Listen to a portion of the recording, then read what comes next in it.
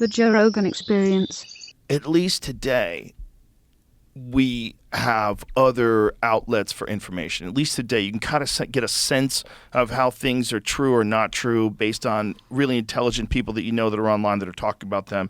And you go, no, it's actually this. Yeah. Like with that female boxer, like that was a big one, right? Where everybody's like, okay, what is going on? Yeah. Is that a female? Is that a male? Is that someone has XY chromosomes? I saw that information that it was the XY thing early, but it was just the lavine of that it's a man just came a bit too strong. Because both information came out pretty much, I would, in my sources, I would say I saw in similar time where it was like, oh, it's a man, but then you just open another, scroll a bit more, and then you see the XY chromosome thingy, and then you're like, okay, but just the lavine of that it's a dude came on a bit strong. Well, the XY chromosome is male. Yeah, it's the male. Yeah, but Right. the definition of like was because I think the first reaction was that it's a man transitioning to a woman. Right. That's what people thought initially. And then they realized, no, this is someone who has a genetic issue. But there's a boxing committee that had, I'm going to send you this, Jamie, because this kind of makes it all make like a little bit more sense. But it was essentially that there's different versions of these kinds of diseases that people have, and depending on those versions, some of them they go through male puberty and they have male frames and they're male, but when they're born, they have like some significant issues. Okay, so here it is. I found it, and I'll send it to you, Jamie. But it's European Vice President of the World Boxing Organization has come forward to confirm that Algerian boxer Emain Khalif is male. This person said he warned the Olympic Committee about several male boxers in the women's category, but nothing was done. Who knows? You know, I don't have any direct information about whether that is a male or female. Let's just say that 1-2 slaps. The 1-2's not bad, but also that person's lost before. Yeah. To female boxers. But here's the thing. But that doesn't mean like there's a lot of girls out there, boys, that can kick your ass. Exactly. There are. You know, get in the ring with Amanda Nunes. Good luck, bitch. She'll fuck you up. And she's a woman, right? There's women that are really, really good, and this person might not be that good. But it seems like they went through male puberty, which should exclude you from competing as a woman. They look male. They have male frame. They have XY chromosome. Like you're being told that you're a bigot for looking at very obvious, what we have always considered biological representations, right? So, like, what is it in biology when something is a male human being? Yeah. Do they have an XX chromosome or do they have an XY? They say, well, they have an XY. Well, we know that, but saying that makes you a bigot, which is insanity. As a sports commissioner. That's very black and white for me, at least a chromosomal issue, you know. Well, that's what the enhanced games is as a human, about doing. I do feel empathetic towards her, you know. It's a bit of a pickle. Yeah, but I don't necessarily know if that's a her.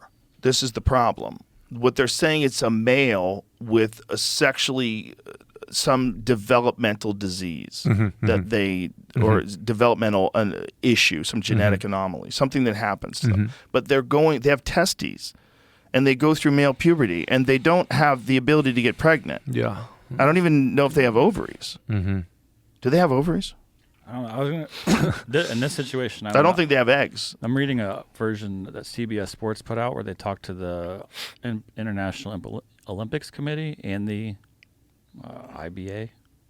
They're saying these tests are not legitimate tests. Yeah, I was going to bring this up too. They were saying that some people think that it's because the Soviets did them. They don't trust them. Says the International Olympic Committee spokesperson Mark Adams said in a press conference on Sunday, the tests themselves, the process of the tests, and the ad hoc nature of the tests are not legitimate. The testing, the method of the testing, the idea of the testing, which happened kind of overnight, none of it is legitimate, and this does not deserve any response. Okay, that's...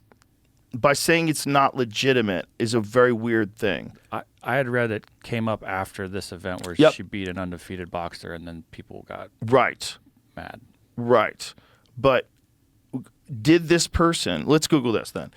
Did this person, this boxer, did they take a chromosome test. And did you see that article that I sent you? This article says that originally, right here, originally the test was kept confidential. Mm-hmm. Well, Did not undergo a testosterone examination, but were subject to a separate and recognized test whereby the specifics remain confidential. Then the next day, or like Monday, I don't know how many days later that was, then they came out and said something different. These testings show they have a high level of testosterone. Kremlev said, like men, they have men's level of testosterone. We cannot go further in our investigation. Whether they were born like men or some changes intervene at the later stages. And then that's where the IOC said what you read earlier, where these tests are not legitimate.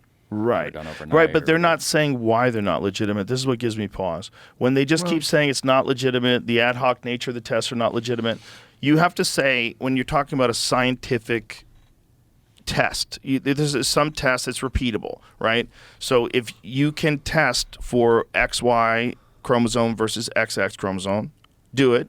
Tell me what the results are. If you can test for testosterone, do it. Tell me what the results are. And if one says male, says XY, and the other one says high levels of testosterone, that's not a woman. Okay? Sports-wise, yeah, absolutely. Sports-wise. Mm-hmm. Yeah. The 1-2 slaps with those shoulders. But it's like, what are we doing? Like, why do we have women's sports in the first place if you let... I mean, you could say that some people have a genetic anomaly, like that woman, she had XY, right? She was like a legitimate hermaphrodite, I believe. Testosterone levels, not XY chromosome, which is the pattern typically seen in men, are the key criteria of eligibility in Olympic events where the sport's governing body has framed and approved rules. That's interesting. But it's the same thing with when like totally, I mean, genetical women start doing steroids. That's the whole thing about women's sports is the big problem.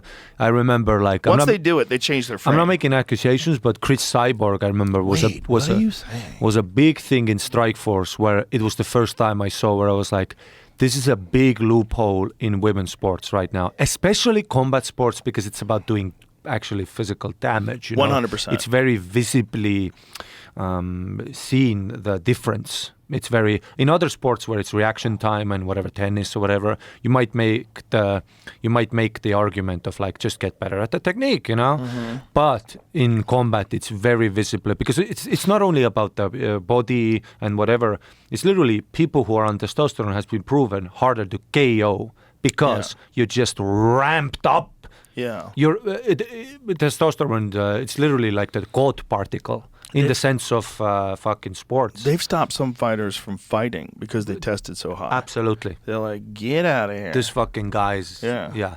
I remember it was, who failed? I remember it was Chaelson and Alistair Overeem. They used to fail tests where it was like the number, it's like, there's the rage of 18 men coming at you right now. Well, that's Vitor Belfort in his prime, right? Oh. The TRT Vitor days. Yeah, I only compete in Brazil. I want to be home. Oh, sure. Like a demon, he would come at you.